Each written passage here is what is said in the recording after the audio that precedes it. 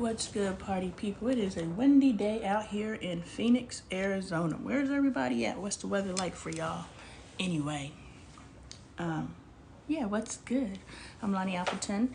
At the core, I'm a healthy family advocate, which means I advocate for the health and wellness of the families within our community so that we can really just wake up to any detrimental behaviors that we are causing to ourselves, waking up to any detrimental behaviors that we are causing to our families, and really evolving our home lives to the next level so that we can now evolve our community and evolve the world. So we are doing world impact here. I was tasked at the end of 2023 to go live daily at noon Mountain Standard Time. It is 12:04 right now, so 4 minutes ago ish, 12ish. Tasked to go live and read the Bible on air. Welcome to the live. If you're not familiar with the community, join the community. We are just really waking up. We're taking spirituality, we're taking family content, we're taking drama, we're taking all of it, and we're combining it into one space so that we can understand that we don't have to divide ourselves up. We don't have to niche our life. We don't have to figure out the one area we're really good at. We need to be really good at every single area. There's this therapy commercial that plays on my music player that talks about giving yourself a gift for the holiday season, and it talks about finding out the things that you do well and really leaning into those things. And just listening to that commercial, I was like, that's a terrible commercial, in my opinion. I'm not a therapist. I do have a therapist in the family, a really great therapist, and her methodologies are completely different than my methodologies. So I understand there is a way to do things. But it really doesn't make sense to identify the areas that you're succeeding in and really start succeeding really well in those areas. And after you're done succeeding in those areas, you're still looking at those areas that you're not doing well in, and you're resenting them, and you're hiding them, and you're feeling, ashamed or imbalanced from those things. So my methodology in healing, and you can peep that in my book, What's the Best I Can Happen, available on Amazon, seller Lonnie Taylor. But my methodology is identify the things that you struggle in. I know we don't want to think about the areas we're weak in. We only want to focus on the areas we're strong in. That's why you rise to your highest heights, because you really fed into what you do well, and you're still suffering and struggling. You're just like, but what? I'm so good at this, but you suck at everything else. So identify those areas that you struggle in, that you need extra support in, and ask your higher self, your God, your connectivity to guide you and lead you and heal you through those areas. Therefore, now you are balanced, because it's Quasimodo. You start working on the areas that you're good at and ignoring the areas you're not, and all of a sudden, this is the way your soul looks like. This is the way your consciousness looks like. It's the way you look like. People just don't see it, but I do. You do too, because you're walking around looking like this, and you're just like, oh, and everybody's praising you for that one good thing that you do. Oh my God, but you're so amazing. But you're not. So make sure you're balanced. Yesterday, y'all, we got on Rachel. Because remember, Laban, y'all got to be at Bible study every day. But anyway, Laban tricked Jacob. Jacob thought he was about to give Rachel. And Laban was like, yo, if you give me 7 years, you could have her. Jacob gives Laban 7 years. And on the wedding night, I don't know how, but he sneaks Rachel's older sister Leah in the room. Now, once the consummation takes place, that's your wife. So once he consummated with Leah, now Leah is Jacob's, there's a lot of names at play, Jacob's wife. And I'm like, okay. So I'm just thinking from the humanity perspective, and that's why I've been tasked to read the Bible, because a lot of us are living our lives according to this here good book, but we're applying it without even thinking about what we're applying. And so I've been tasked with it as I become more into my knowing of why God called me to do this, because I'm not a Bible thumper type person. It's just not me. I don't even say the word God, and now I say it 20 times a day. I don't open my mouth and say Spirit told me or God said. So I've evolved into this being that I'm so unfamiliar with. but I love her. I embrace her. But, I've been tasked with reading this so that we can actually translate this and make it a part of our lives in a practical way that makes sense. Because following a bunch of rules isn't following God, in my opinion. And that's all that matters, because it's my life, right? So Leah is the first wife because she's the oldest born, and Laban's like, with the trickery, it's not our custom to marry the youngest daughter first. Dude, why didn't you tell me I couldn't have Rachel without going through Leah? We would have figured something else out. I would have went and found somebody else, So Laban was on the Gucci gotcha, but Jacob, already just screwed his brother Esau up out of his blessing. So Jacob, you kind of got that karma. You know what I'm saying? So you did your brother dirty, and now Laban did you dirty. Do you expect anything different? When you out here sowing them seeds of deceit, them seeds of deceit's gonna pull up on you somewhere. And so Leah is now in this loveless marriage, and she is the only one who is able to bear children for Jacob. And every time she bears a child for Jacob, she's just like, man, maybe this would lift me out of or God gave me this child because of my misery. And then when she bears another son for him, she's like, God gave me this son because he knows that they know that I'm in a loveless marriage. And then I'm not loved. I'm adding my extra words. And then when she bores the third son, she's like, God has blessed me with this child, and maybe there'll be some connection in my marriage. So now we are looking at Leah, who is in a miserable, loveless, no type of connection marriage. And I can see that because if I wake up the next day and I look over at the person that I married, and it's not the person I thought that I married, I'm going to be very resentful too. So are you talking about your book? No, I am talking about the Bible. And so this thing is juicy, friend. This book is juicy. Anyway, so yeah, that's where we left off yesterday. It is just a mess. It is a mess. And now Rachel's entering the chat because God has kept Rachel from bearing children. So Rachel, who is supposed to be Jacob's first wife, but ended up being his second wife, is in here watching Leah, who she's probably had beef with her whole life because, Rachel has been favored because she's beautiful, and Leah has been, resented because she's not. So they already got beef because of pretty privilege. And so now Rachel is sitting here looking Leah bore all these babies and like, Jacob, where's my baby? And he's like, am I God? Am I the one who's responsible for making you produce babies? That's God's business. So now let's see what Rachel said, because it was getting intense, but I had to go yesterday. But this book right here, I'm telling you. So get your Bible. We are on Genesis chapter 3. Chapter 30. We done made it 30 chapters, y'all. There's 50 chapters. We are 20 chapters away from finishing the first book of the Bible. I'm so proud of us. And it's been good. Tell your friends about Bible study, y'all. What chapter? I didn't think you turned into Bibles. Miss Tay. I didn't think I would turn into Bible study. I don't know what God has going on. But the last 3 days of the year, I fasted and I prayed, and I was like, God, I don't know. We're in Genesis chapter 30. I fasted and prayed at the end of the year, and in those 3 days, I think after day 1 of fasting and praying, and day 1, I gave my life to God. I was like, God, what do you need me to do? I'm already out here doing your work, i.e. waking your people up. The chosen people are the melanated people. So I'm out here waking your people up. I understand I was called to do what I was called to do because I came in through the Black Girl Follow train. 99% of the people who rock with me came from the Black Girl Follow train. So that's where my momentum came from. So I understand you want me to wake Black women up. I'm doing the work. But I'm going to need my piece too, because I need to be sustained through this, and like abundance and all the pouring down the blessing. So I was like, God, what do you need me to do? When I finished praying and I sat down and journal, God said, I want you to go live daily and read the Bible. And I was like,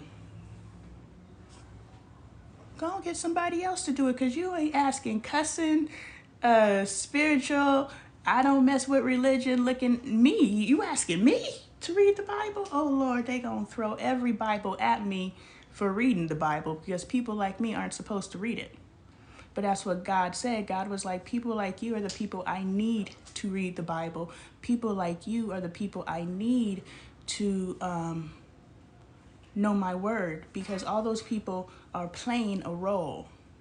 And I need people like you to wake them up, because too many of my people are asleep and they think that they're living upright and pleasing to me. But if you look at the people so far that we have met in the Bible that have been blameless and upright in the eyes of the Lord, they're not good people. Like, if you look at how they treat, if you read between the lines, their day-to-day walk and how they built relationships and all these different things, they weren't good people. But guess what? God still loved them. So for someone to look at me and say God got a problem with me because I cuss and say God in the same sentence, I don't think that's what God is hung up on.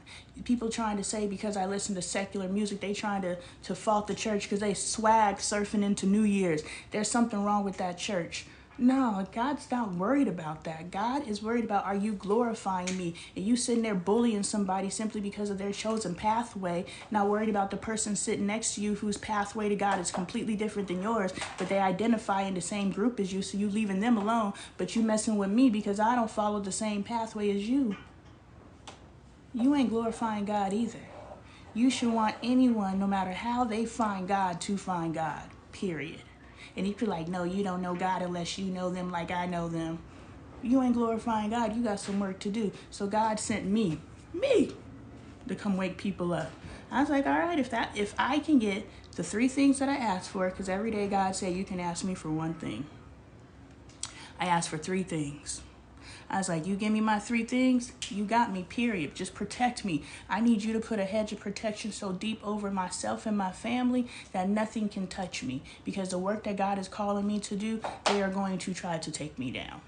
Everybody's going to try to take me down. I'm going to have mom groups mad at me. I'm going to have other black groups mad at me. I'm going to have church groups mad at me. I'm going to have the powers that be who don't want me to help wake us up mad at me. I'm going to be, you said, right on target. I'm going to be very targeted. And I know that's not what you were talking about, but when I was about to say the word target, I saw the word target, which is confirmation. I'm going to have a target on me. I got a target on me. They know I'm here. That's why they repressing this content. That's why it's imperative for us to share and let people know, yo, we waking up over here and we waking up with the book. There's a bunch of junk in this thing, but I found a lot of blessings in here, and I found a lot of things that we can utilize in our day-to-day life. And that's why I read it, so that we can take what we learned, journal at the end of the day, and write what it means to us, so that we can apply what's in here to our lives and move ourselves forward. So friend, that's a long way of saying me too. Let's see. Seriously, I can see I've turned away from reading, but keeping my faith. That's what it is.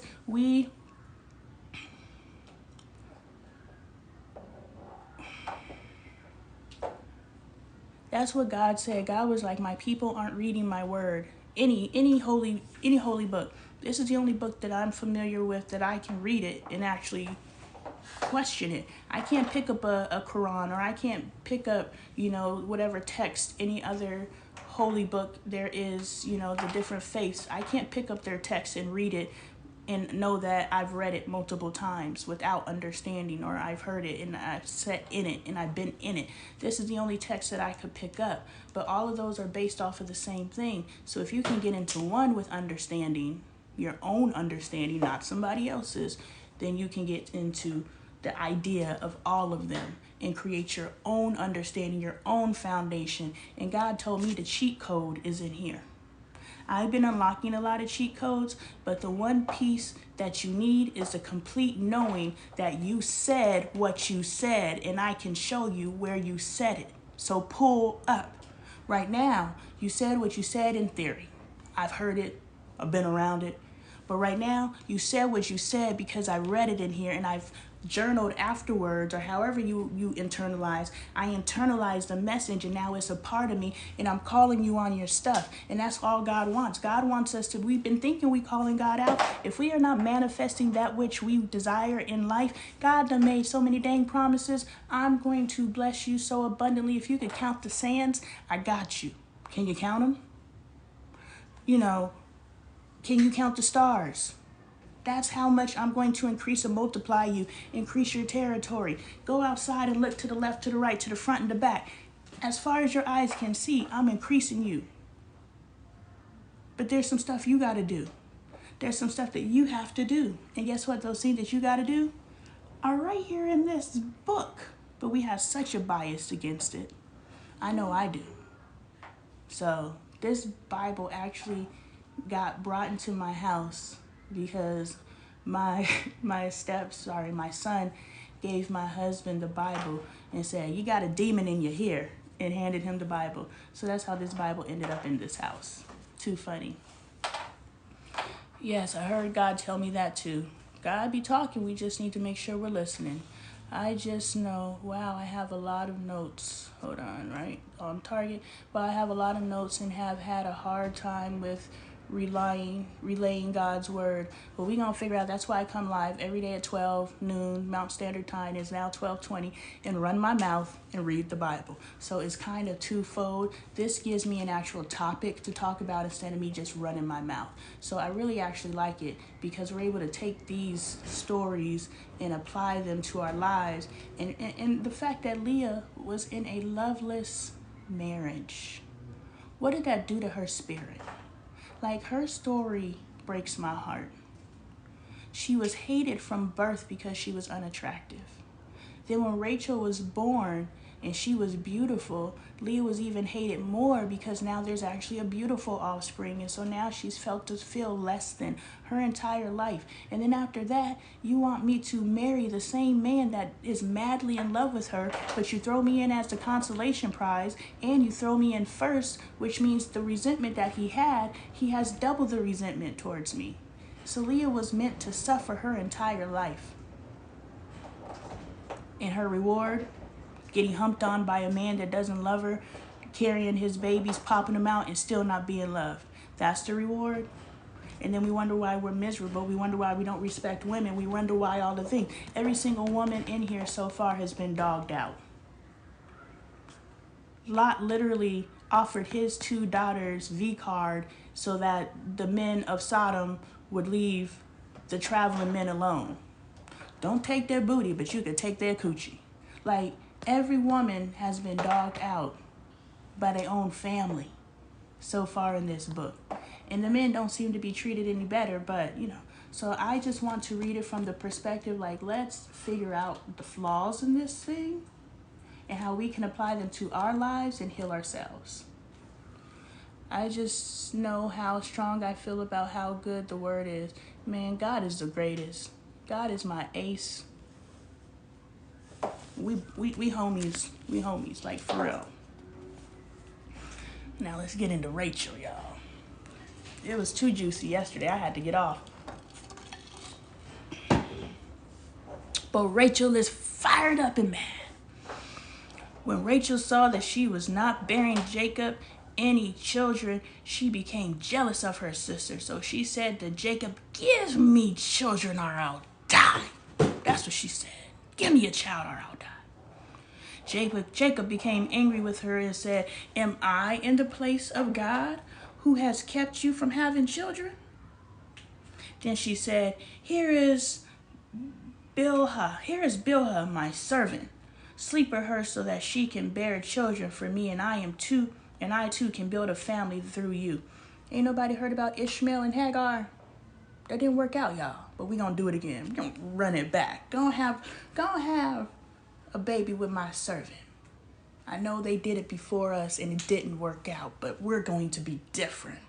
I have that conversation with my daughter all the time. You think you're the anomaly. Everyone thinks they're the anomaly. No, let's learn from the past so we don't have to keep repeating history. So she gave him her servant Bilhah as a wife. Jacob slept with her, and she became pregnant and bore him a son. Then Rachel said, God has vindicated me. Says, he has listened to my plea and given me a son. No, gave Bilhah a son, friend. Because of this, she named him Dan. Damn, so Bilhah got used as an incubator. Took her son after he was born, and named him. Bilhah couldn't even name her son. Did she have a choice if she wanted to be a surrogate? No rights, no love, and women just manipulating other women. Women just doing whatever the hell they want to get what they want. Rachel's servant Bilhah conceived again and bore Jacob a second son. So he was on Bilhah. Then Rachel said, I have had a great struggle with my sister, and I have won. So she named him Naphtali. See the competition. And she won by, this is the stuff we journal about when we finish, because it just don't make no damn sense. When Leah saw that she had stopped having children, she took her servant Zilpah and gave her to Jacob as a wife. Leah's servant Zilpah bore Jacob a son. Then Leah said, what good fortune! So she named him Gad. Leah's servant Zilpah bore Jacob a second son. Then Jacob was just getting it backwards and forwards, wasn't he? Then Leah said, how happy I am. The woman will call me happy. So she named him Asher. During wheat harvest, this wind is kicking butt out here, y'all. Things are banging up against the house and everything. During wheat harvest, Reuben went, hey, if you see a homeless person out there, get him a blanket, get him a coat. I'm sure you got something in your house that you're not using that can help them get through this winter.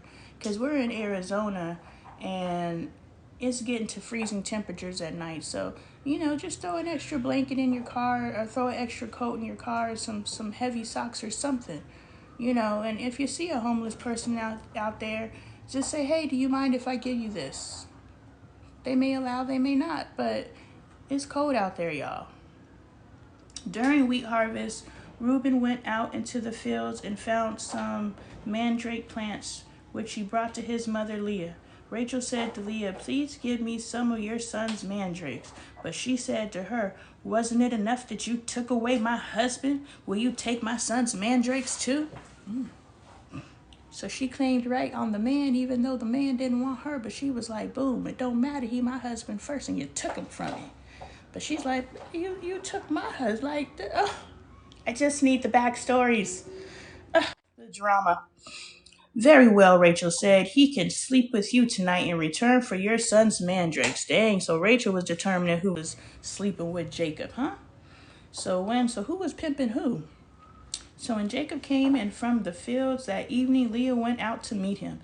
You must sleep with me, she said. I have hired you with my son's mandrakes. This is wild.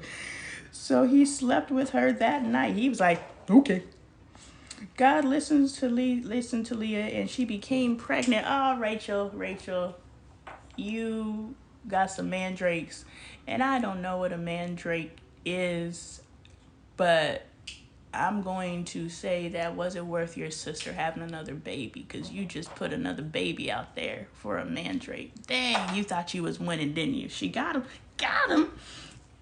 God listened to Leah, and she became pregnant and bore Jacob a fifth son. Meanwhile, Rachel has not born not one. Not one, Rachel. What's going to happen next? Then Leah said, God has rewarded me for giving my servant to my husband. So she named him Ezekiah. I can't say these names. It's a chur. Anyway, yo, I'm saying, you see how these people living? And these people were good and upright in the eyes of the Lord. So for us to be disillusioned to think that a walk with God looks a certain way because that's what the saints say. No, this is how they living. I'm just saying, I'm not telling you to be out here and be willy-nilly. I'm just saying God loves me and God is very pleased with me. And all the things that the saints sit there and judge me for and say, oh, I can't listen to her. She don't know how God because of yada, yada, yada. But these people did. They living like this. They literally are incestual relationships. What do they call it? Where you sleep with other people, adultery,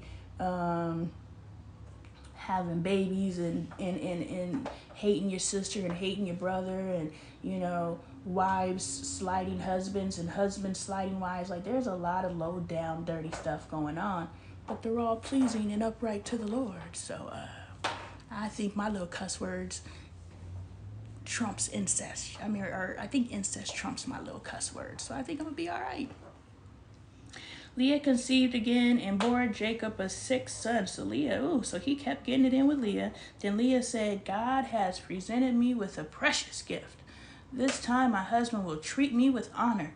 So she done bore this man 6 babies, and every time she was like, this is the one that this man is gonna respect me and treat me right, because I have bore him 6 sons. So she named him Zebulun.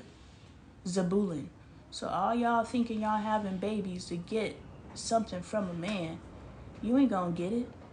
Leah had 6 babies and ain't got it. Let's learn from them. Sometime later, she gave birth to a daughter and named her Dinah. Ooh, a girl. A girl. We already see your future, Dinah. Then God remembered Rachel. Now God remembered Rachel. He listened to her, enabled her to conceive. She became pregnant and gave birth to a son and said, God has taken away my disgrace. She named him Joseph and said, may the Lord add to me another son. So let's stop there and talk about it. We're going to talk about the craziness, because that's what we're going to talk about, the craziness. But we're not here to learn about the craziness. We understand that the world is crazy. We need to figure out how to utilize this book to help propel our lives forward and to come more into our knowing of who and what we are, and knowing who and what we are in our walk with God. And we are using whatever tools are available to help us get there. If you don't mind, I'm here for you. All of that was happening to Rachel. We could look at all the things that are happening to and around Rachel, and we see all these people being blessed, or all these people who are perceived to be blessed around Rachel. And now if we can pull this into our present day, and we feel that we are being overlooked, we feel that we are not being blessed, while we look around and we see everybody being blessed around us, and we feel like God has forgotten about us. And the fact that they used the word, and then God remembered Rachel, maybe God forgot about you. We're not going to say that God forgot about you, but God will remember you. God will pull you back up. You will come back to the top of the blessing chart, or the blessing stack. I know I'm not using the most beautiful language, but understand that if you just continue to walk with God and believe, that which is for you will come back to the surface. So we have to continue to move in our God walk, and not stand in victimhood, and not stand in victimhood so much that we will go and get a substitute. Rachel pulled in a substitute instead of trusting on God. And so this is going to be the difference between a blessing and a deal with the devil. Because guaranteed, Rachel did not feel that these women's children were hers. The pride that she felt when she finally actually... I read for an hour. So I'm here from 12 to 1. Mostly. Sorry, I didn't mean to not see that one. I only saw If You Don't Mind. I was waiting for the rest of the question, but it never came because the question was above it. 1 hour a day, 12 p.m. Mountain Standard Time.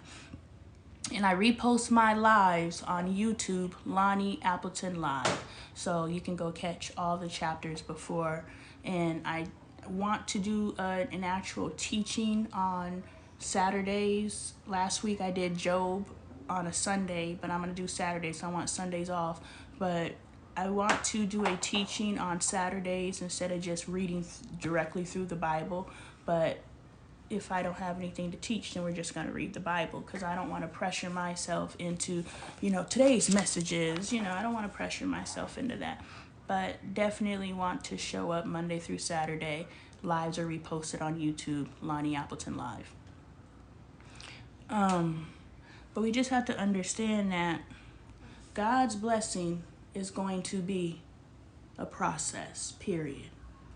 Because you must prepare yourself for the blessing. And so for Rachel to be like, I need a baby now and I'm willing to get it, and she's in competition, God's not going to bless you if your competition is outside of you. You need to be competing with yourself to be the best version of yourself. And the fact that Rachel was competing with Leah,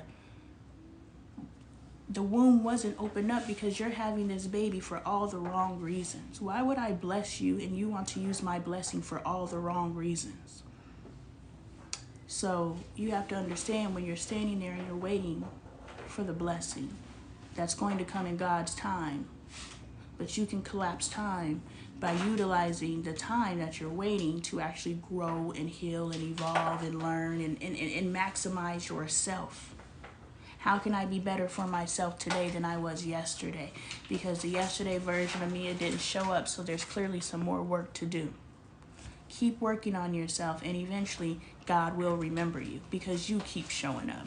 When God's time finally shows up, if you discontinued 10 months prior, you're not there for the blessing. So you must keep showing up and trusting and knowing, and this is faith, that God's going to remember you and bless you the way that you've been asking to be blessed. So that's why I keep showing up.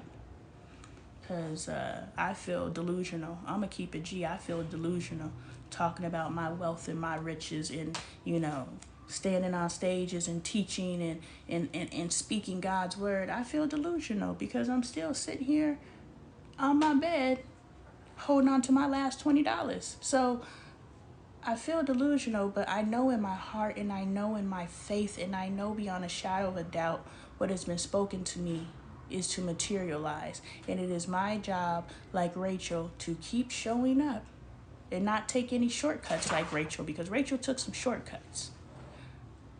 Stand on faith and knowing that the God that I serve, that the God that you serve, heard your prayers, and it's just work for you to do. That's why the word delusional scares me, because it's real to have faith in something that's unseen. I know it's crazy. And sometimes I sit and I say, am I losing my mind? Because my family thinks I'm going crazy. But some of them have drank the Kool-Aid, and I could sit up with my kids and talk about the future with them. Because I'm just like, man, I can't wait. We were having a bonfire last night because we were roasting s'mores, talking about, future inventions. You know what I'm saying? I was like, oh, this is a game that we can create. So me and my daughter are going back and forth about our inventions that we're going to put on the market. And we're going back and forth about all these different things that, are not in our physical reality, but are in our reality. You know what I'm saying? So I can dream with my daughter. And that's why God was like, it's so important for you to get as many people to believe in the vision that you have. Because I'm reading a book over there, and it says the first step in manifestation is the crowd's belief. The guy was going to make water. Or no, he was going to make it rain. He was somebody, the rainmaker. I don't know his name, but he was going to make rain. And the first thing he said to the crowd that was watching was, are you guys ready for the rain? And everybody was like, yeah. And so because he not only had his energetic belief, it's windy, huh?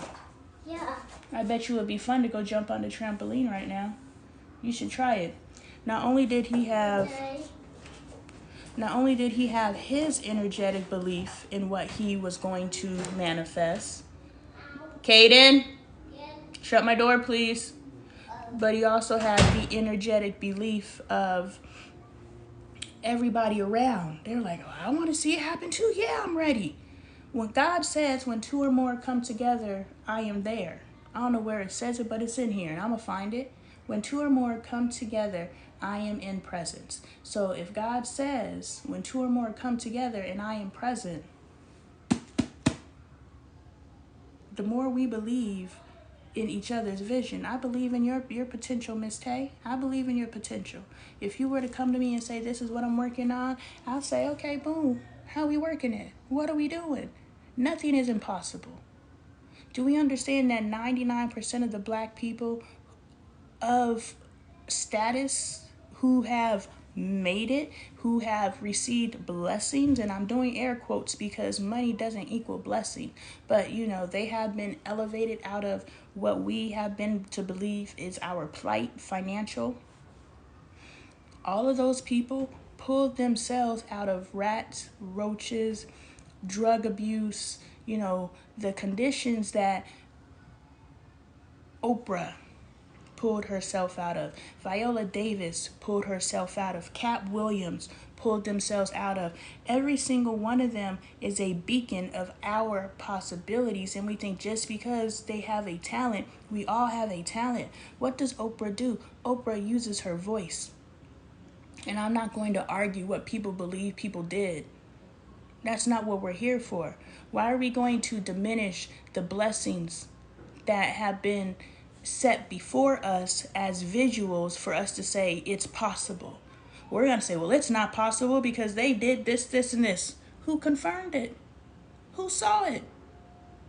Somebody you don't know filmed a video online and you believe them because you want to justify someone else's success so badly that you have to disqualify them in order to qualify your absence of movement. Do you understand? You did that. And because I can't figure out how you did it, someone who came from where I came from, how did you do that? Ain't no way you did it because I can't figure out how to do it. And the thing is, no one's ever, up until me, I don't know who's before me, but up until me, no one has actually paid attention of how they're doing it. That's what my content is. I'm literally documenting how I'm doing what I'm doing so I can teach others. So now when I get to the top and people are like, how you did it? It was God. No, I'm going to tell you exactly every step that I took with God in order to get to where I'm going. I'm not just going to stop at it was God. I'm going to tell you, because I am a scientist and I have evaluated my life and paid attention to every freaking thing and analyzed every single thing about myself. Because if I'm a scientist, what is the greatest mystery in the world? Myself. Let me figure out myself. And if I figure myself out, I can figure out humanity, because I am humanity. So, do you understand that the first piece in manifestation, I don't understand the point. I don't remember the point I was making, but I was making this point previously.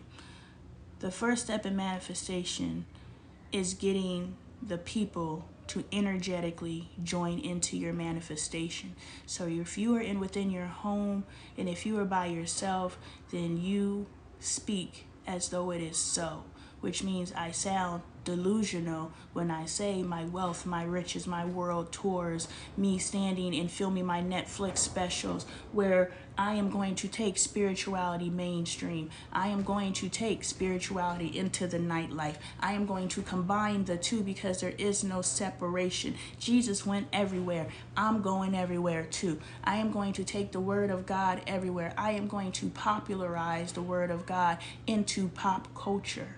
That is what I've been called to do, to bridge the gap. Y'all remember when Kirk Franklin came on the scene? Everybody's like, oh my God, you can't praise the Lord that way. This is blasphemous. Kirk Franklin was blasphemy. What y'all think I am?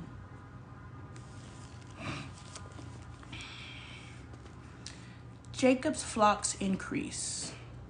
After Rachel gave birth to Joseph, Jacob said to Laban, send me on my way so that I can go back to my own homeland. Dang, all this was going down at Laban's house. We 6 babies deep with Leah at his father-in-law's house. I thought he went home already.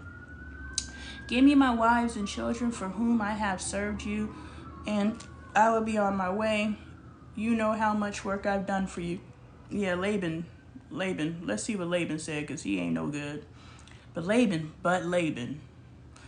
said to him, if I have found favor in your eyes, you haven't, please stay. I have learned by divination. He has learned by divination. So there we, divination, right there in the Bible. You want to tell me that the occult is over there? Nah. our truth is behind the occult, and they put it behind that symbol and all that other stuff, so we don't know how magical we are.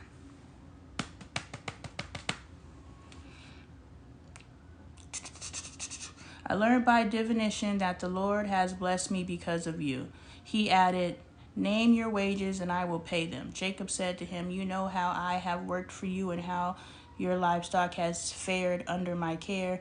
The little you had before I came has increased greatly, and the Lord has blessed you wherever I have been. But now, when may I do something?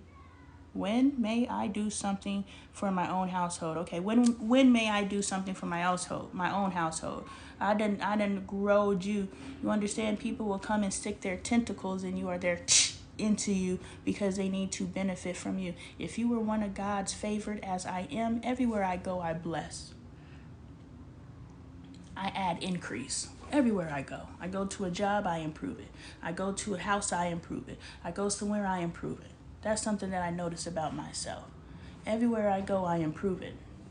Now my energy and my attitude's messed up, so yeah, go on about your way. But, you know, Laban was like, yo, I see that you're favored by God, and your favor falls upon me because you're favored. As long as you here, I can't be touched. So there's people who are like, they're going to try to keep you around them because you are their connectivity to God, and you have to understand that about yourself. What shall I give you? He asked.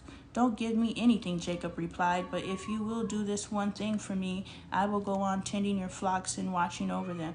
Let me go through all your flocks today and remove from them every speckled and spotted sheep, every dark-colored lamb, and every spotted or speckled goat. They will be my wages, and my honesty will testify for me in the future whenever you check on the wages you have paid me. Any goat in my possession that is not speckled or spotted, or any lamb that is not dark colored, will be considered stolen. Agreed, said Laban. Let it be as you have said. Then the same day he removed all the male goats that were streaked or spotted, and all the speckled and spotted female goats, all that had white on them, and all the dark-colored lambs, and he placed them in the care of his sons. Then he put a 3-day journey between himself and Jacob, while Jacob continued to tend the rest of Laban's flocks. So he took all the spotted and speckled ones and sent his son to go home while he continued to tend Laban's flocks. I feel there's some craftiness going on. I remember this story, but we gonna see under new eyes, because I think this about to get juicy too. Jacob, however, took fresh cut branches from poplar, almond, and plant trees and made white stripes on them by peeling the bark and exposing the white inner wood of the branches. Then he placed the peeled branches in all the watering troughs so that they would be directly in front of the flocks when they came to drink. When the flocks were in heat and came to drink, they made it in front of the branches, and they bore young that were streaked and speckled or spotted. Jacob set apart the young of the flock by themselves, but made the rest face the streaked and dark colored animals that belonged to Laban. Thus he made separate flocks for himself and did not put them with Laban's animals. Whenever the stronger females were in heat, Jacob would place the branches in the troughs in front of the animals so they would mate near the branches. But if the animals were weak, he would not place them there. So the weak animals went to Laban and the strong ones to Jacob. In this way, the man grew exceedingly prosperous and came to own large flocks and female servants and camels and donkeys. You want to tell me that this wasn't divination? You want to tell me that this wasn't root work? You want to tell me that this man did not take that which they told us? Thank you for the love. Hoodoo. That right there was the very same stuff that they tell us is of the devil. Right there. I was wondering how many pages I would go before I found somebody working some magic. He put some roots, literal roots, in the troughs. And worked something within that to, I don't know, but y'all heard what I just read. They want to separate the spiritual walk so much from the faith. from this. And I'm not saying this is the only tool. I'm just saying this is a tool that I have to use, that I have enough background with, that I'm like, nah, that don't make no dang sense. I can't pick up the Quran and be like, based on my prior knowledge, which is nothing, this doesn't make sense. I can't question that. I could question this. I grew up in this. And you want to tell me, because I like to get my herbs and mix them up, or I like to burn my candles, or I like to work with my crystals, or I like to go work with my roots, or I like to use my mouth and speak spells, you want to tell me I'm not of God? Then tell me who Jacob was. In the branches, in the branches. That was powerful, sis. Did you feel that? I saw you double clicking the screen, so you felt that. I read that paragraph and I was like, yes, this vindicates me. Because my husband looking at me and my spiritual faith like, I'm scared of you. I don't even know what you're doing. Do I need to hide my underwear from you? I'm scared to eat your cooking. He didn't say that part because I don't cook, but yeah. Do I have to hide? I was like, no, you don't have to hide your underwear from me. This is God. Before they came, So I heard someone's name was by the domain, and I just rolled on the double in. That happened, and I got up and rolled up then. Okay. Let mommy finish. Yeah. My husband's like, I'm scared because of da da da da da.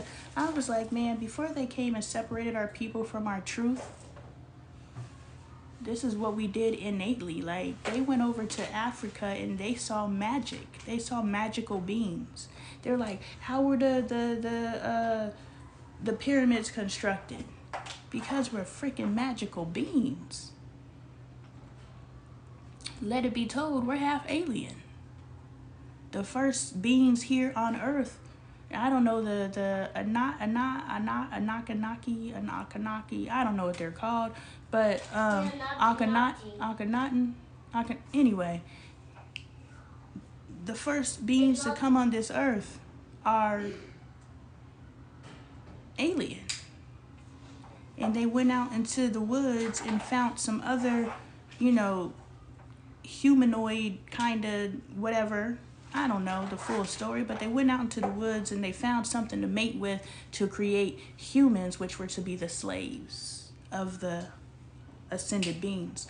But you have to understand that in order to mesh this DNA and mesh this DNA to create this, you are still this DNA and this DNA. You are just a hybrid of that said DNA, but that does not change that you have access to both sides of that DNA.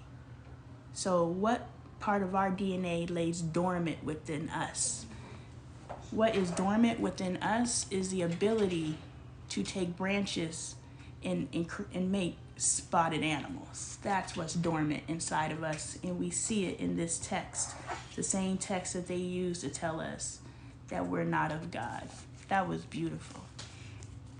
I got time for one more chapter.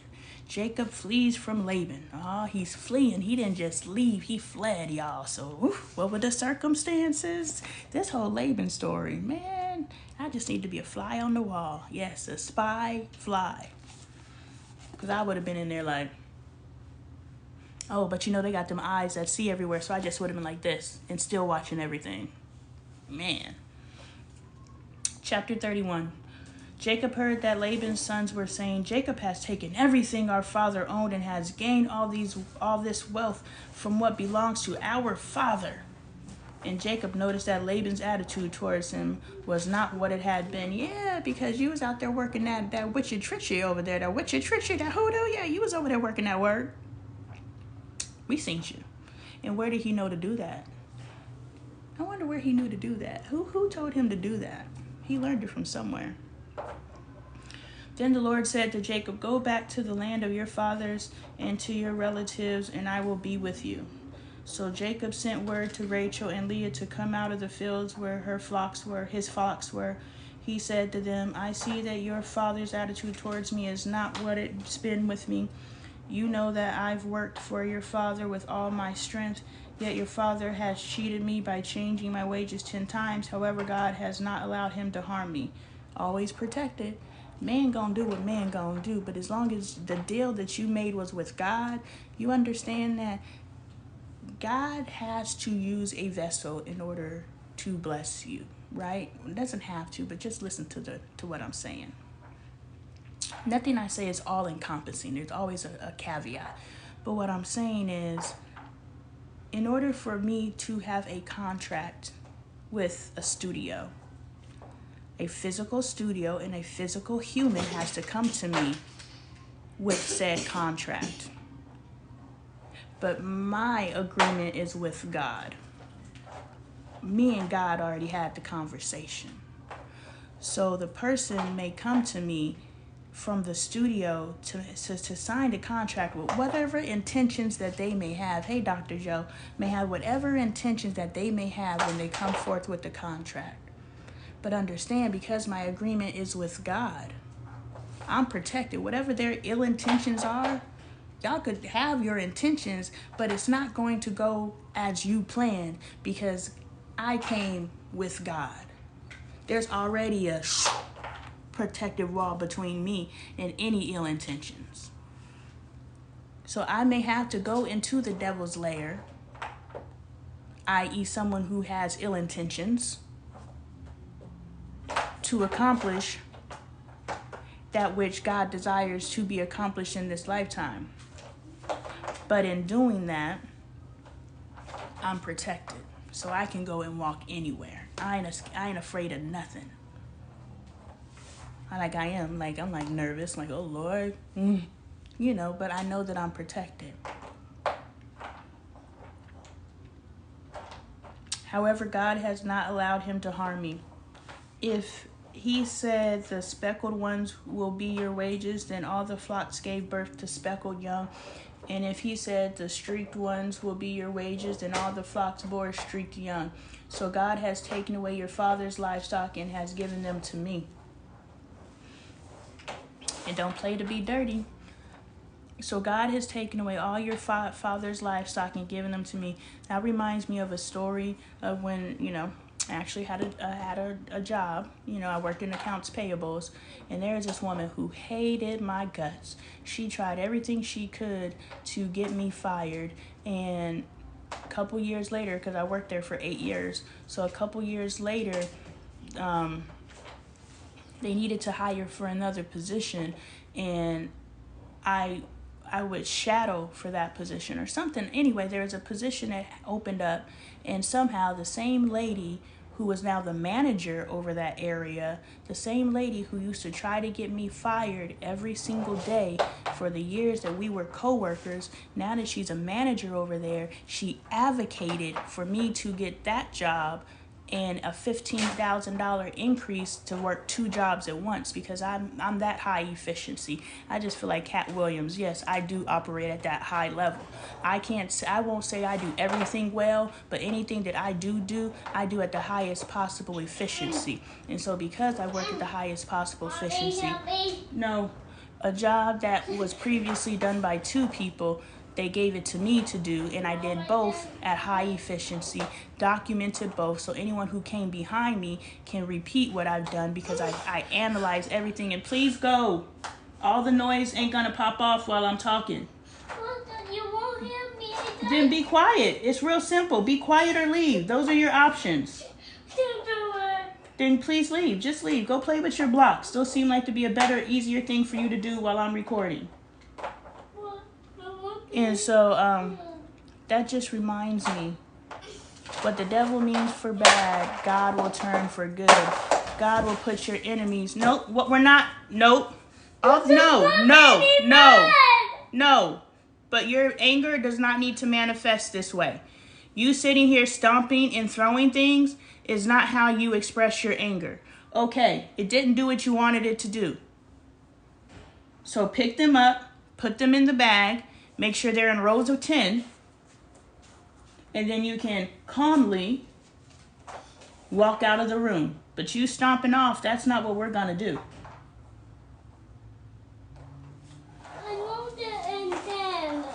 So just knowing anyone who, that just is a real tangible. I'm sure you could look back in your life and think about times that someone tried to go against you, and at some point in y'all's history, they started rooting for you, fighting for you, and going in for you, because that's what happened. Look, you know. Done. Good job. Now put them in the bag. All of them is done. Okay, now put them away. In breeding season, I once had a dream in which I looked up and saw that a male goat mated with the flock here's where he got the answer from. Boom, boom. In breeding season, I once had a dream. So Spirit communicates and answers all of our questions, anything that, whether we're asking a question or not. I'm sure he wasn't like, how am I going to get Laban's flock up off of him? Or maybe he did. But all I know is if you put the energy out there to have the question, divinity is going to answer the question whenever they can. And when your conscious is enough to where your subconscious can receive a message, is in a dream. Otherwise, our subconscious is too busy tapped into, nope, that's not possible. Nope, that doesn't make sense. Nope, because they have programmed our minds to discount and dispel the miracles that are happening around us every day. We rationalize, but when we're asleep, we can conceptualize a miracle and something comes into us in their forms of belief. So that's why Spirit talks to us in our dreams. Per me, who gonna check me, boo? That's my theory. And it makes sense for now until it starts developing, because I'm just now developing this theory. Anyway, in breeding season, I once had a dream in which I looked up and saw that the male goats mating with the flocks were streaked, speckled, and spotted. The angel of God said to me in the dream, Jacob. I answered, here I am. And he said, look up and see that all the male goats mating with the flock are streaked, speckled, or spotted.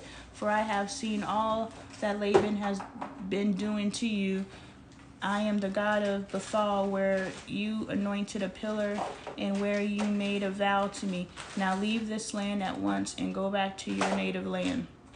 Then Rachel and Leah replied, do we still have any share in the inheritance of our father's estate? But does he not regard us as foreigners? Ooh, Laban.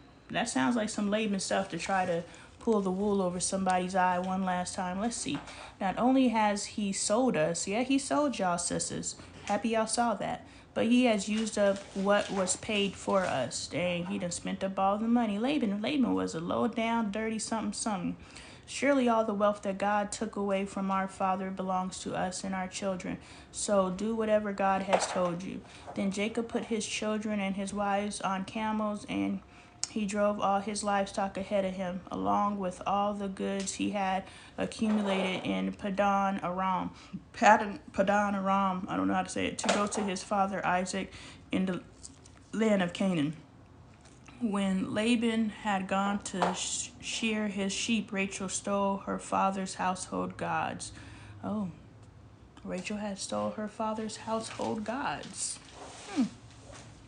There were gods, y'all.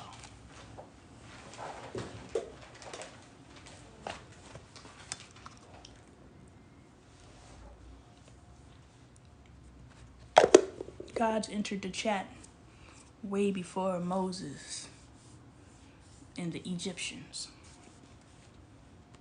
Moreover, Jacob deceived Laban the Aramean by not telling him he was running away. So he fled with all he had, crossed the Euphrates River, and headed for the hill country of Gilead. Laban pursues Jacob. On the third day, Laban was told that Jacob had fled. So he was 3 days ahead, taking his relatives with him. He pursued Jacob for 7 days and caught up with him in the hill country of Gilead.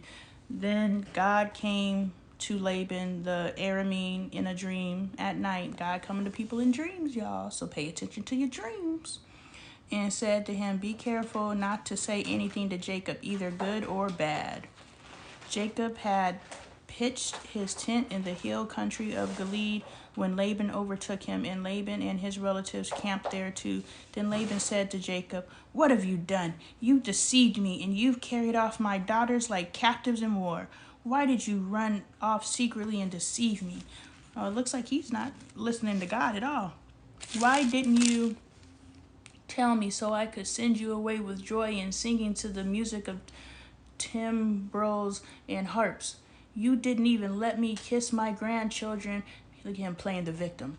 And my granddaughters goodbye. My grandchildren and my daughters goodbye. You have done a foolish thing. I have the power to harm you, but last night the God of your father said to me, be careful not to say anything to Jacob, either good or bad. Meanwhile, you're doing this whole spiel, but you're going to say, I'm going to say what I want to say, but I'm going to say that I could say more, but I'm being obedient. You ain't being obedient. Now you have gone off because you long to return to your father's household. But why did you steal my gods? Why did you steal my gods? Jacob answered Laban, I was afraid because I thought you would take your daughters away from me by force. But if you find anyone who has your gods, that person shall not live. But you don't know it's Rachel, y'all. In the presence of our relatives, see for yourself whether there is anything of yours. Oh, I think she was on her period or something. Here with me, and if so, take it. Now Jacob did not know that Rachel had stolen the gods. Ooh, Rachel, you always in some mess. So Laban went into Jacob's tent and into Leah's tent and into the tent of the two female servants, but he found nothing. After that, can you fix that, please? Can you fix that, please? Sorry. That's fine. Just pay attention to your surroundings and know what you're doing. I didn't know my dad was making that. That's okay. Just pay attention. So Laban went into Jacob's tent. He entered Rachel's tent. So Laban went to Jacob's tent and into Leah's tent and into the tents of the two female servants, but he found nothing. After he came out of Leah's tent, he entered Rachel's tent. Now Rachel had taken the household gods and put them inside of her camel's saddle and was sitting on them. Laban searched through everything in the tent but found nothing. Rachel said to her father, don't be angry, my lord, that I cannot stand up in your presence. I am having my period. Period. Save the day. So he searched but could not find the household gods. Jacob was angry and took Laban to task. What is my crime? He asked Laban. How have I wronged you that you hunt me down? Now that you have searched through all my goods, what have you found that belongs to your household? Put it here in front of your relatives and mine and let them judge between the two of us. I have been with you for 20 years. This man got 20 years up off of him, y'all. He was only supposed to give him 7. This man finagled 20 years out of him. Man, your sheep and goats have not miscarried, nor have I eaten rams from your flocks. I did not bring your animals torn by wild beasts. I bore the loss myself, and you demanded payment from me for whatever was stolen by day or night. This was my situation. The heat consumed me in the daytime and the cold at night, and sleep fled from my eyes. It was like this for the 20 years I was in your household. I worked for you 14 years for your 2 daughters and 6 years for your flocks, and you changed my wages 10 times. If the God of my father, the God of Abraham, and the fear of Isaac had not been with me, you would surely have sent me away empty-handed. But God has seen my hardship and the toil of my hands, and the last night he rebuked you. All right, Jacob, get them put together then. Mom, I didn't buy any black ones. Okay, well, you still have to put them away. The purple and the black ones are missing. So put them away. Thank you. No, they're not. Laban answered Jacob, the women are my daughters, the children are my children, and the flocks are my flocks. Nasty business, Laban. All you see is mine. One more purple. But yet what can I do today about these daughters of mine, or about the children they have borne? Come now, let's make a covenant, and you and I, and let it serve as a witness between us. So Jacob took a stone and set it up as a pillar. He said to his relatives, gather some stones. So they took stones and piled them in a heap, and they ate there by the heap. This is ritual, y'all. This is ritual.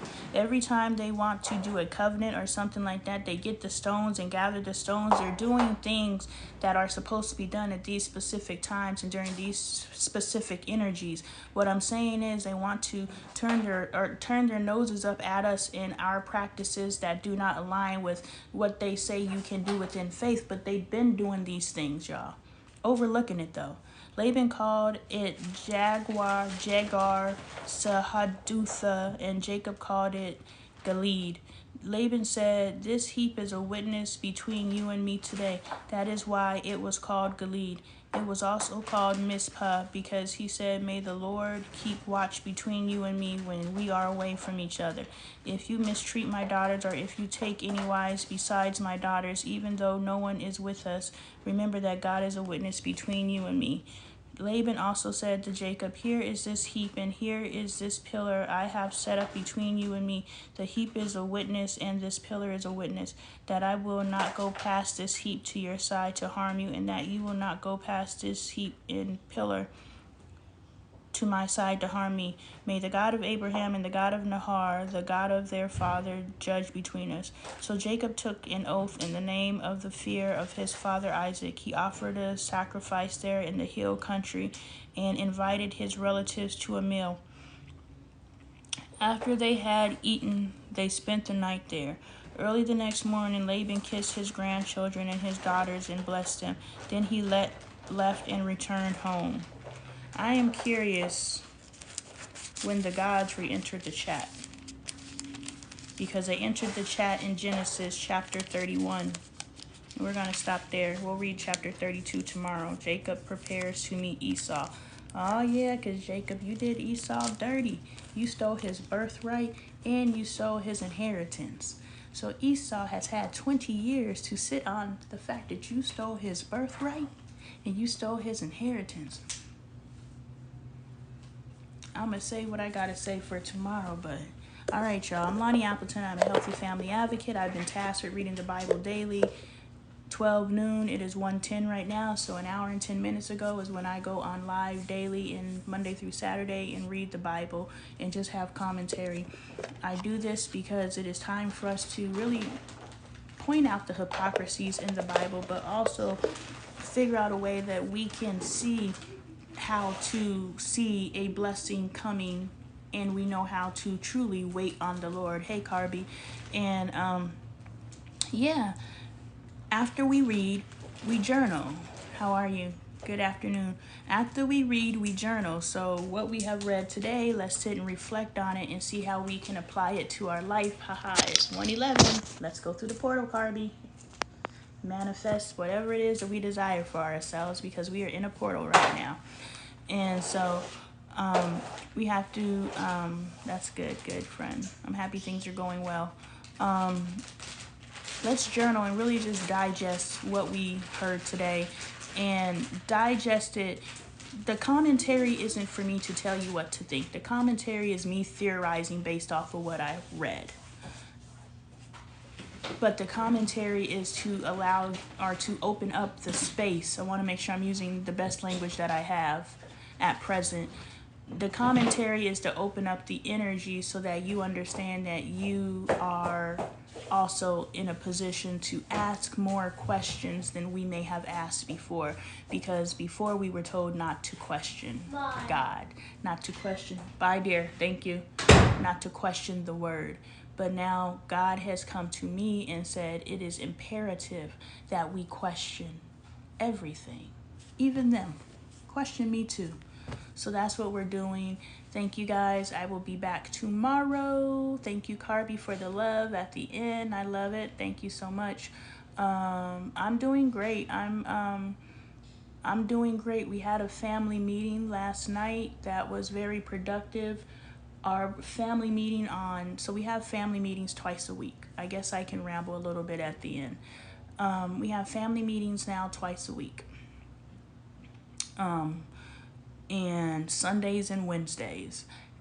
Our Sunday family meeting was very charged, and I thought there was gonna be some furniture moving in our last family meeting. It was crazy, and I committed after I received a feedback that Caden, our 4-year-old, soon to be 5-year-old, is walking through the house yelling all the time and expressing this anger and this energy because it's manifesting in him. Yes, there's a part of it that is his energy, but there's also a part of it that is him being a reflection of his environment. Now, my husband Dre and I, we never used to argue, because we were just going with the flow of the energy of our relationship. But now that I'm in a space of understanding that I deserve and I desire something different from my spouse, and now my spouse has to be willing to give that to me, otherwise we're going to be bumping up against each other. And so him saying, you changed, and yes, I've changed, so are you willing to change with me in order to meet me where I'm at so that we can now start vibing again? But anyway, in that, we've had a lot of arguments and a lot of raised voices. And so I was talking to Angel, and I was just like, man, he has been yelling all day. Caden, the 5-year-old, 4-year-old, man, he has just been having a hard day. He's been yelling all day. And my 11-year-old Angel was like, because you and Dad yell all the time. And I was like, oh, slap in the face. I was just like, okay, well, now I'm committed to no longer yelling. So I went into the family meeting on Sunday where I was just like, I ultimately did get, because my husband was taking shots at me and my daughter. And I was just like, look, what you're not going to do. What you not going to do. I held it tight for a while, but eventually I was like, what you not going to do. And we left that family meeting, broke off into a smaller family meeting with just my husband's son. I don't refer to him as my stepson when I'm cognizant of it. My husband's son, my oldest daughter, my youngest daughter, and myself. So we're having a sub family meeting, and just discussing, okay, every family meeting we've just come together and put our complaints on the table. We started having family meetings so that we can say, okay, these are the issues that we're experiencing within the household, so that we can get it out in the open. But we never truly came to a space of resolution. Like, yeah, how are we going to learn to work together? I know that what I'm doing is annoying you, or I know that it's problematic, but how can we commit to working together? And so we haven't really, I saw the value, because remember, I'm creating this system, right? Have you had one today? No. Go ahead. I'm creating the system as I go, so I don't really know what I'm doing, right? And so I know that it is good for us to get our authentic feelings out there, because if we don't, then we build silent resentments and we put up these walls, yada, yada. And so I know that that piece is important, but the healing. And so this particular meeting, what I came away from, because Andre, my oldest son, was like, man, we can't even have a meeting without somebody taking shots at each other, or, somebody yelling and, things just going crazy. I was like, well, then that's our first objective. From Sunday to Wednesday, our next meeting, our objective is to be able to go into our next meeting where nobody yells, nobody says anything slick, we're just cool, and we just get through the meeting. So it wasn't even this big, huge, okay, you need to stop doing this and we need to do. Our only objective in this next meeting came from the last meeting, which was, we just need to be able to get through a meeting without anybody being disrespectful. And so yesterday we had our family meeting, and I stood in front and, I conducted the meeting. And I was just like, okay, every meeting from the head down, which means Dre will conduct the next meeting. Every meeting from the head down, I want us to, there's a hummingbird on the feeder. That's what I'm looking at. It's a fat little hummingbird too. I want someone to conduct this. That way you're getting the comfortability of standing, being assertive, speaking your truth, yada, yada, yada. Also, I want to come with an action item. So, okay, this is what we're going to do from Wednesday to Sunday, Sunday to Wednesday. This is what we as a family collectively wakes up early to get the worm. Hey, the hummingbird wakes up early to get the worm.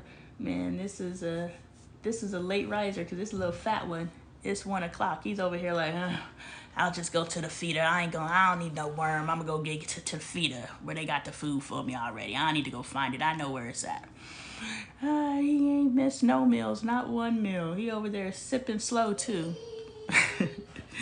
Anyway, so, come with an objective. So our objective from this Wednesday to Sunday is to show up just a little bit more for each other than you have shown up for each other in the past. Just a little bit more. So, just be helpful. And then next week, everyone report back how someone showed up for them. And also everyone report back to how they identified an area that they could have showed up better but failed to do so. So we're really just using the current family meeting to determine the action items into the next family meeting. But the overall objective is just mutual respect. How can we learn to work together? Because at the end of the day, we all we got. You know what I'm saying? Why should our family go out and create a sub-family in order to have a family? And the sub-family that they create is based on manipulation. It's not cooperation. One of our community members, I started a line. I ordered the sweatshirt, but I started a line within my merch line at LonnieLifestyle.com where, I was on live and I said something on the live, and so someone came after the live and they're like, that was a good word that you shared, and you should make a shirt that says dun dun dun. And I was like, okay, that's dope. I said it. Why not put it on a shirt, right?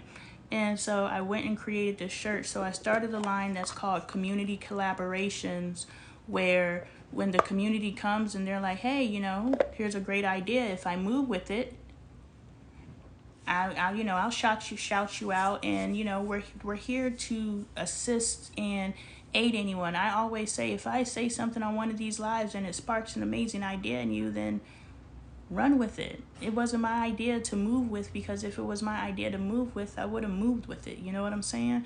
So I love that we're able to look out for each other and share. So that's why I share, hey, this is the family meeting dynamic. I'm not afraid to admit that, we struggle. We're not perfect. We're making this up as we go. I'm not out here to ever be the expert. I'm an advocate. And through my advocacy, it's just me saying, hey, just try something different. I'm not telling you what to try. I'm just telling you to try something different. And I'm trying something different too.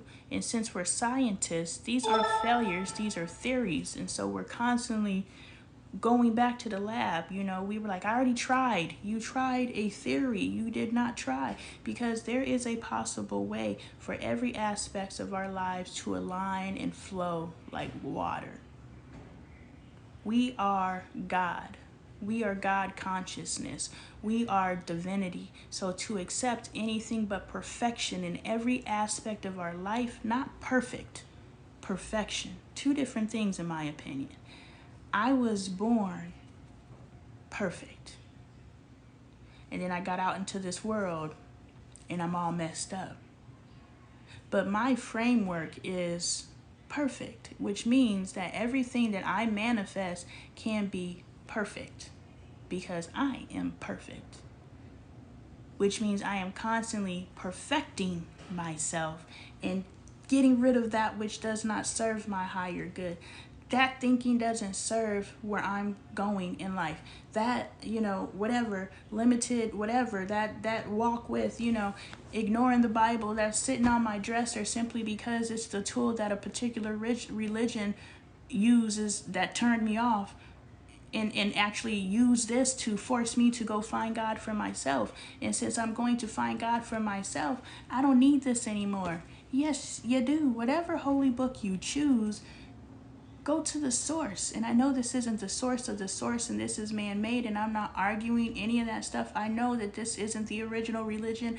I know that this is man-made. I know all of those things. But that doesn't mean that there isn't something in here. Just like any other book I pick up.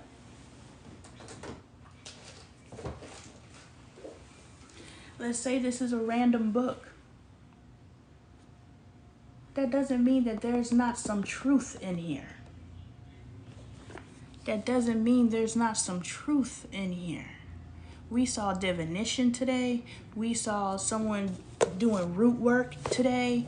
We hear covenants and promises and conversations with God.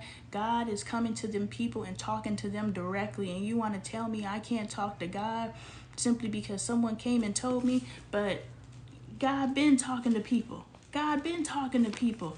But all of a sudden, present day humans, we can't just sit and talk to God. We got to go find an intercessory. Nah, I'm not believing that.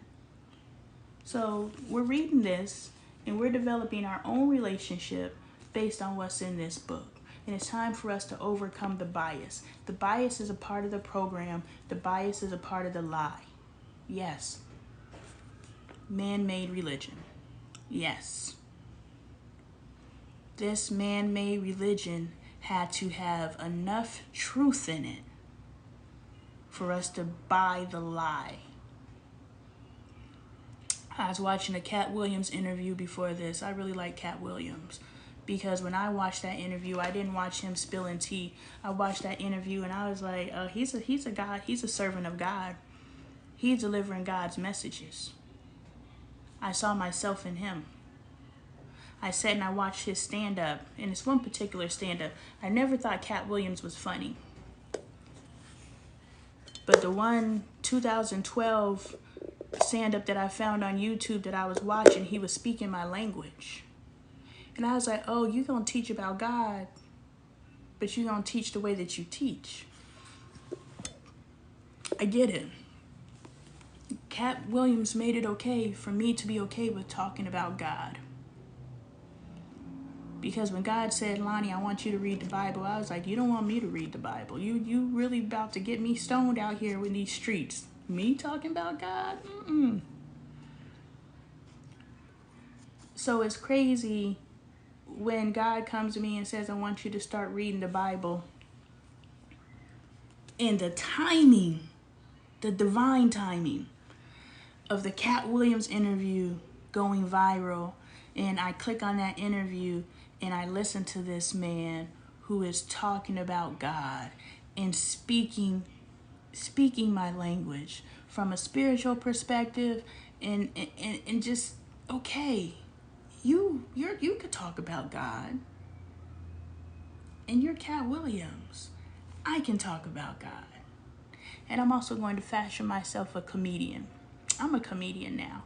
I'm a comedian now because I'm going to say some stuff that pisses people off. And I'm done filtering myself. I will filter myself for this area because if I say something, I will get my live whatever. I will get my account banned.